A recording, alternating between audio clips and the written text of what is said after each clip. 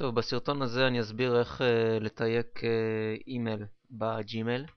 מה שקורה, יש לנו פה הודעה חדשה בתוך הדואר נכנס. אנחנו לוחצים V פה על הריבוע מימין, הולכים לפעולות נוספות, ולמטה יש לנו פה את כל התיקיות שיש לנו בג'ימייל. אנחנו בוחרים את התיקייה הרלוונטית, במקרה הזה שחזורים האדם במעגל החיים.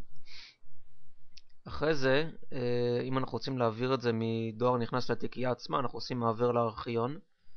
ואז אם אנחנו רוצים לראות את ההודעות שיש בתוך התיבה הזאת, בתוך התיקייה הזאת, אנחנו לוחצים על התיקייה.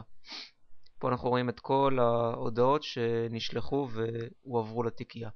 עכשיו, אם אנחנו רוצים להוציא תיקייה או מכתב כלשהו בחזרה לדואר הנכנס, אנחנו לוחצים עליו ועושים הסר תווית, או לחילופין עבר לדואר נכנס. זה הכל. אם אנחנו רוצים לחזור חזרה לתיבת דואר, אנחנו עושים דואר נכנס. זה הכל.